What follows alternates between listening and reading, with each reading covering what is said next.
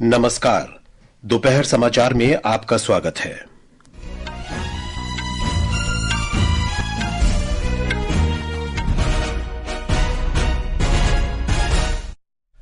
प्रधानमंत्री नरेंद्र मोदी और नाइजीरिया के राष्ट्रपति बोला अहमद टिनुबू आज दोपहर अबुजा में रणनीतिक साझेदारी और द्विपक्षीय संबंधों की समीक्षा करेंगे। प्रधानमंत्री नरेंद्र मोदी को नाइजीरिया के grand commander of the order of the niger पुरस्कार से सम्मानित किया जाएगा। महाराष्ट्र और झारखंड विधानसभा चुनाव प्रचार के लिए अब केवल 2 दिन शेष, जोरदार प्रचार अभियान जारी। भारत ने ओडिशा के तट से पहली लंबी दूरी की हाइपरसोनिक मिसाइल का सफल उड़ान परीक्षण किया। ऑस्ट्रेलिया, जापान और अमेरिका ने हिंद प्रशांत क्षेत्र में भारत के समुद्री निगरानी प्रयासों का समर्थन करने की अपनी प्रतिबद्धता की पुष्टि की। और बिहार में खेली जा रही महिला एशियाई चैंपियनशिप ट्रॉफी हॉकी में भारत का सामना आज जापान से। दोपहर समाचार के साथ मैं विशाल शर्मा। प्रधानमंत्री नरेंद्र मोदी आज दोपहर अबुजा में नाइजीरिया के राष्ट्रपति बोला अहमद टिनुबू से वार्ता करेंगे। प्रधानमंत्री मोदी और राष्ट्रपति टिनुबू दोनों देशों के बीच रणनीतिक साझेदारी की समीक्षा करेंगे और द्विपक्षीय संबंधों का विस्तार करने के तौर तरीकों पर चर्चा करेंगे। वार्ता के बाद कई समझौतों पर हस्ताक्षर किए जाने की संभावना है। प्रधानमंत्री का नाइजीरिया में भारतीय समुदाय को संबोधित करने का भी कार्यक्रम है। नाइजीरिया प्रधानमंत्री मोदी को grand commander of the order of the niger से सम्मानित करेगा। ये सम्मान प्राप्त करने वाले वे दूसरे विदेशी गणमान्य व्यक्ति होंगे। इससे पहले 1969 में महारानी एलिजाबेथ को इस सम्मान से नवाजा जा चुका है। किसी भी देश द्वारा प्रधानमंत्री मोदी को दिया जाने वाला ये 17वां अंतर्राष्ट्रीय सम्मान है। ब्यौरा हमारे संवाददाता से। प्रधानमंत्री मोदी नाइजीरिया की 2 दिन की यात्रा पर कल रात अबुजा पहुंचे। वहां पहुंचने पर उनका शानदार स्वागत किया गया। पिछले 17 वर्षों में भारत के किसी भी प्रधानमंत्री की नाइजीरिया की यह पहली यात्रा है। प्रधानमंत्री को अबुजा की टू द सिटी सौंपी गई। यह चाबी प्रधानमंत्री पर नाइजीरिया के लोगों के विश्वास और सम्मान का प्रतीक है। नाइजीरिया में रहने वाले मराठी समुदाय ने मराठी को शास्त्रीय भाषा का दर्जा देने पर श्री मोदी का धन्यवाद किया। सुपर्णा सैकिया, आकाशवाणी समाचार, दिल्ली। प्रधानमंत्री मोदी आज देर शाम नाइजीरिया से ब्राजील के शहर रियो डी जेनेरो रवाना होंगे। वहां की 2 दिन की यात्रा के दौरान वे राष्ट्रपति लुइस इनासियो लुला दा सिल्वा द्वारा आयोजित G20 शिखर बैठक में भाग लेंगे। ब्राजील और दक्षिण अफ्रीका के साथ भारत G20 ट्रोइका का हिस्सा है और G20 शिखर वार्ता में सक्रिय रूप से योगदान दे रहा है।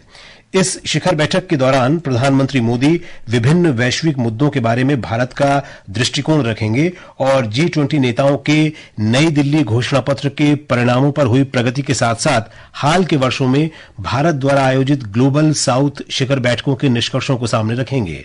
G20 शिखर बैठक के दौरान श्री मोदी के कई नेताओं से भेंट करने की भी संभावना है। अपनी यात्रा के तीसरे और अंतिम चरण में प्रधानमंत्री नरेंद्र मोदी 19 से 21 नवंबर तक गयाना की राजकीय यात्रा पर रहेंगे। महाराष्ट्र और झारखंड विधानसभा चुनाव प्रचार के लिए अब केवल 2 दिन शेष हैं। इसे देखते हुए सभी राजनीतिक दलों के वरिष्ठ नेता जोर शोर से चुनाव प्रचार में जुटे हैं। महाराष्ट्र में एक ही चरण में 20 नवंबर को मतदान होगा। विधानसभा की 288 सीटों के लिए 4136 उम्मीदवार मैदान में हैं। इनमें 3771 पुरुष उम्मीदवार और 363 महिला उम्मीदवार हैं। ये चुनाव महिलाओं के प्रतिनिधित्व के लिए महत्वपूर्ण है क्योंकि महाराष्ट्र की विधानसभा में महिला भागीदारी का समृद्ध इतिहास रहा है। 1957 में विधानसभा की स्थापना के बाद से 461 महिलाएं निर्वाचित हुई हैं। एक रिपोर्ट। मौजूदा महाराष्ट्र विधानसभा में 27 महिला विधायक थी। दिलचस्प बात यह है कि 1957 से 1962 तक पहली विधानसभा के दौरान 30 महिला प्रतिनिधियों का चुनाव हुआ था, जो अब तक का रिकॉर्ड है। इसके अलावा विधानसभा के पहले कार्यकाल में 5 महिला विधायक स्वतंत्र उम्मीदवार के रूप में जीती थी। बाद के कार्यकालों में महिला प्रतिनिधियों की संख्या में उतार चढ़ाव देखने को मिला। इस बार ये देखना दिलचस्प होगा कि 363 महिला उम्मीदवारों में से कितनी विधानसभा में स्थान प्राप्ति करती है और निचले सदन में महिलाओं से जुड़े मुद्दों को उठाने में सफल होती है। चुनाव परिणाम 23 नवंबर को घोषित होंगे। कुणाल शिंदे, आकाशवाणी समाचार, मुंबई। वरिष्ठ भाजपा नेता और केंद्रीय मंत्री शिवराज सिंह चौहान ने आज विश्वास व्यक्त किया कि महाराष्ट्र के लोग विधानसभा चुनाव में महायुति सरकार के पक्ष में मतदान करेंगे। नागपुर में संवाददाताओं से उन्होंने कहा कि महायुति सरकार की विकास पहलों ने नागरिकों के जीवन को छुआ है। उन्होंने राष्ट्रीय जनतांत्रिक गठबंधन और महायुति सरकार की विभिन्न किसान हितैषी पहलों का भी उल्लेख किया। विधानसभा चुनाव की विशेष श्रृंखला में आज प्रस्तुत है महाराष्ट्र के मुंबई उपनगर जिले के मानखुर्द शिवाजी नगर निर्वाचन क्षेत्र का लेखा जोखा। मानखुर्द शिवाजीनगर मुंबई उपनगर जिले की 26 विधानसभा सीटों में से एक है। मानखुर्द शिवाजीनगर विधानसभा क्षेत्र की स्थापना 2008 में हुई थी और ये समाजवादी पार्टी का गढ़ रहा है। इस बार समाजवादी पार्टी के नेता अबू आजमी को महाविकास आघाड़ी का समर्थन प्राप्त है। हालांकि इस बार उनका मुकाबला उन्हीं के पूर्व सहयोगी नवाब मलिक से है, जो राष्ट्रवादी कांग्रेस पार्टी के उम्मीदवार के तौर पर चुनाव मैदान में उतरे हैं। इस सीट पर महायुति के बीच एक आंतरिक मुकाबला देखने को मिल रहा है। महायुति ने शिवसेना उम्मीदवार सुरेश पाटिल को समर्थन दिया है। अब ये देखना दिलचस्प होगा कि मानखुर्द शिवाजीनगर के मतदाता फिर एक बार अबू आजमी को ही चुनते हैं या फिर कोई दूसरा उम्मीदवार विजयी होता है। अंकिता आप्टे, आकाशवाणी समाचार, मुंबई। झारखंड में विधानसभा चुनाव के दूसरे चरण के लिए प्रचार कल शाम समाप्त हो जाएगा।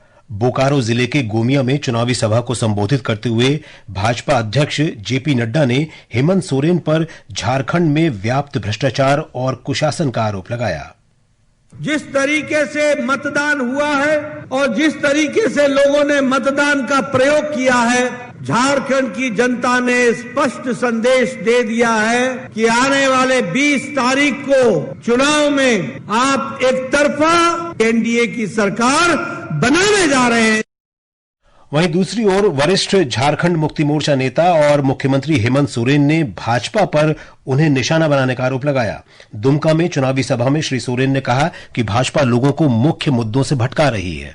मेरे विरुद्ध झूठा आरोप लगाकर मुझे आपके लिए काम करने से रोका गया, लेकिन फिर भी हम लोगों ने हार नहीं मानी। आज 2-2.5 साल में हम लोगों ने इतना काम किया है कि ये 20 सालों का भी एक भी काम ये नहीं गिना सकते। शिवराज सिंह चौहान, हेमंत बिस्व शर्मा और चंपई सोरेन सहित कई भाजपा नेता भी एनडीए उम्मीदवारों के समर्थन में प्रचार कर रहे हैं। कांग्रेस, राष्ट्रीय Janata Dal, all Jharkhand students union party और वामपंथी दलों के नेता झारखंड के विभिन्न इलाकों में रैलियां और रोड शो कर रहे हैं। दूसरे और अंतिम चरण का मतदान 20 नवंबर को होगा। मतगणना 23 नवंबर को होगी। निर्वाचन आयोग ने सभी राजनीतिक दलों को झारखंड में चुनाव अभियान पूरा होने के बाद मतदाताओं को संदेश भेजना बंद करने को कहा है। मुख्य निर्वाचन अधिकारी के रवि कुमार ने सभी जिलों के प्रशासन को इस संबंध में निर्देश जारी किए हैं। इलेक्शन का वो साइलेंट पीरियड में कोई भी मीडिया बाइट वगैरह में इसी तरफ से पॉलिटिकल मैसेज कम्युनिकेट नहीं कर सकते। कोई भी वोटर का पर्चा वो डिस्ट्रीब्यूशन फोल्डर में नहीं देना है। ये समाचार हमारी वेबसाइट www.newsonair.gov.in और हमारे न्यूज ऑन एआईआर ऐप पर भी उपलब्ध हैं। दोपहर समाचार में आपका फिर स्वागत है। रक्षा अनुसंधान और विकास संगठन डीआरडीओ ने कल ओडिशा तट पर डॉक्टर एपीजे अब्दुल कलाम द्वीप से भारत की पहली लंबी दूरी की हाइपरसोनिक मिसाइल का सफल उड़ान परीक्षण किया। इस मिसाइल को सशस्त्र बलों के लिए 1,500 किलोमीटर से अधिक दूरी तक विभिन्न पेलोड ले जाने के लिए डिजाइन किया गया है। एक सोशल मीडिया पोस्ट में रक्षा मंत्री राजनाथ सिंह ने उड़ान परीक्षण को एक ऐतिहासिक उपलब्धि बताया। भगवान बिरसा मुंडा की विरासत को याद करने के लिए देश भर के शैक्षणिक संस्थानों में जनजातीय गौरव पखवाड़ा मनाया जा रहा है। देश भर में मनाया जाने वाला ये उत्सव भारत की समृद्ध आदिवासी विरासत और जनजातीय समुदायों के योगदान का सम्मान करता है। हमारे संवाददाता ने बताया है कि सरकार ने जनजातीय समुदायों के विकास और उत्थान के लिए कई योजनाएं शुरू की हैं। केंद्र सरकार द्वारा अनुसूचित जनजाति से संबंधित विकास कार्य योजना के लिए निर्धारित निधि में 5 गुना वृद्धि की गई है। वर्ष 2013-14 में 24,600 करोड़ रुपए से कम रहने वाली यह निधि वर्ष 2024-25 में बढ़कर 1,13,000 23,000 करोड़ रुपए हो गई है। आदिवासी छात्रों को गुणवत्तापूर्ण शिक्षा प्रदान करने के प्रयास में सरकार ने पिछले 10 वर्षों में एकलव्य मॉडल आवासीय विद्यालयों की संख्या 4 गुना बढ़ाकर 123 से 476 कर दी है। केंद्र सरकार ने आदिवासी छात्रों को बेहतर करियर के अवसर प्रदान करने के लिए पिछले 10 वर्षों में 17,000 करोड़ रुपए से अधिक की छात्रवृत्ति भी प्रदान की है। सकलैन अख्तर, आकाशवाणी समाचार, दिल्ली। दिल्ली के मंत्री और आम आदमी पार्टी नेता कैलाश गहलोत ने पार्टी से इस्तीफा दे दिया है। आम आदमी पार्टी संयोजक अरविंद केजरीवाल को लिखे अपने इस्तीफे में श्री गहलोत ने कहा कि पार्टी आज गंभीर चुनौतियों का सामना कर रही है। इस बीच मीडिया से बातचीत में दिल्ली भाजपा प्रमुख वीरेंद्र सचदेवा ने आप नेता के इस्तीफे को साहसी कदम बताया। जिन मुद्दों को लेकर भारतीय जनता पार्टी लगातार दिल्ली की जनता की आवाज बनकर लड़ रही थी, उन्हीं मुद्दों पर कैलाश गहलोत ने इस्तीफा दिया। तो इस बात की पुष्टि है कि अरविंद केजरीवाल की पार्टी के अंदर भी ये लोग मानते हैं कि अरविंद केजरीवाल ने शीश महल के नाम पर ठगा है, छला है, लूट मचाई है, भ्रष्टाचार किया है। वहीं आम आदमी पार्टी सांसद संजय सिंह ने आरोप लगाया कि कैलाश गहलोत का इस्तीफा भाजपा की साजिश का हिस्सा है। ये भारतीय जनता पार्टी की घिनौनी राजनीति और षड्यंत्र का हिस्सा है। भारतीय जनता पार्टी की सरकार ने उनके ऊपर ईडी के छापे मरवाए, 112 करोड़ रुपए के भ्रष्टाचार का आरोप इसी भारतीय जनता पार्टी ने लगाया। तो एक दबाव उनके ऊपर बनाया गया और जिसके कारण से ये फैसला कैलाश गहलोत ने लिया है। ऑस्ट्रेलिया, जापान और अमेरिका ने हिंद प्रशांत क्षेत्र में भारत के समुद्री निगरानी प्रयासों का समर्थन करने की प्रतिबद्धता दोहराई है। ऑस्ट्रेलिया के उप प्रधानमंत्री और रक्षा मंत्री रिचर्ड मार्ल्स, जापान के रक्षा मंत्री नाकातानी जिन और अमेरिका के रक्षा सचिव लॉयड ऑस्टिन ने आज ऑस्ट्रेलिया के डार्विन में चौथी त्रिपक्षीय रक्षा बैठक की।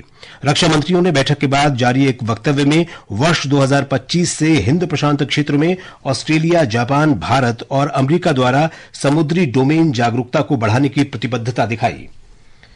सांस्कृतिक विरासत को वापस लाने की पहल में संयुक्त राज्य अमेरिका ने भारत को $10 मिलियन की 1400 से अधिक लूटी गई कलाकृतियां लौटाने की घोषणा की है।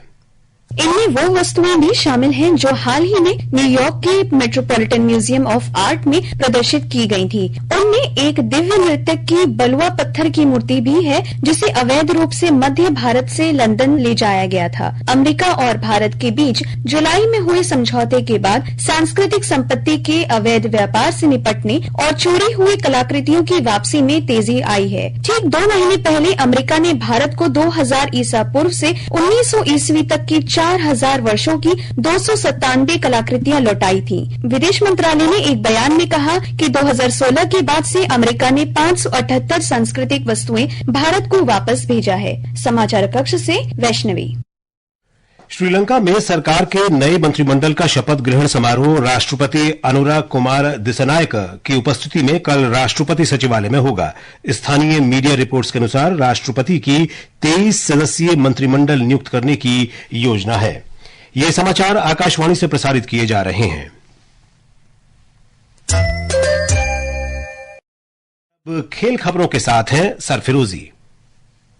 महिला एशियाई चैंपियंस ट्रॉफी हॉकी में भारत का मुकाबला अंतिम ग्रुप स्टेज मैच में आज जापान से होगा। ये मुकाबला बिहार के राजगीर हॉकी स्टेडियम में भारतीय समय अनुसार शाम 4:45 पर शुरू होगा। अन्य मैचों में चीन का मुकाबला दक्षिण कोरिया से और मलेशिया का सामना थाईलैंड से होगा। वहीं टेनिस में Taylor Fritz ATP world tennis के फाइनल में पहुंच गए हैं। इटली के ट्यूरिन में रोमांचक सेमीफाइनल में उन्होंने विश्व की दूसरी वरीयता के खिलाड़ी अलेक्जेंडर ज्वेरेव को 6-3, 3-6, 7-6 से हरा दिया। फ्रिट्ज का मुकाबला इटली के जानिक सिनर और नॉर्वे के कैस्पर रूट के बीच होने वाले दूसरे सेमीफाइनल के विजेता से होगा। उधर स्क्वैश में भारत के वीर चोटरानी आज सुबह कोस्टारिका में कोलंबिया के रोनाल्ड पालोमिनो से SACC कोस्टारिका ओपन 2024 के फाइनल में 1-3 से हार गए। मौसम विभाग ने तमिलनाडु, पुदुचेरी, कराईकल और केरल में आज गरज के साथ तेज बारिश का अनुमान व्यक्त किया है। विभाग ने कहा है कि पंजाब, हरियाणा, चंडीगढ़, दिल्ली और पश्चिमी राजस्थान में घना कोहरा छाए रहने की संभावना है। और अब अंत में मुख्य समाचार एक बार फिर। प्रधानमंत्री नरेंद्र मोदी और नाइजीरिया के राष्ट्रपति बोला अहमद टिनुबू आज दोपहर अबुजा में रणनीतिक साझेदारी और द्विपक्षीय संबंधों की समीक्षा करेंगे। प्रधानमंत्री नरेंद्र मोदी को नाइजीरिया के grand commander of the order of the niger पुरस्कार से सम्मानित किया जाएगा। महाराष्ट्र और झारखंड विधानसभा चुनाव प्रचार के लिए अब केवल 2 दिन शेष, जोरदार प्रचार अभियान जारी। भारत ने ओडिशा के तट से पहली लंबी दूरी की हाइपरसोनिक मिसाइल का सफलतापूर्वक उड़ान परीक्षण किया। ऑस्ट्रेलिया, जापान और अमेरिका ने हिंद प्रशांत क्षेत्र में भारत के समुद्री निगरानी प्रयासों का समर्थन करने की प्रतिबद्धता की पुष्टि की। और बिहार में खेली जा रही महिला एशियाई चैंपियनशिप ट्रॉफी हॉकी में भारत का सामना आज जापान से होगा। इसके साथ ही दोपहर समाचार का ये अंक समाप्त हुआ। नमस्कार।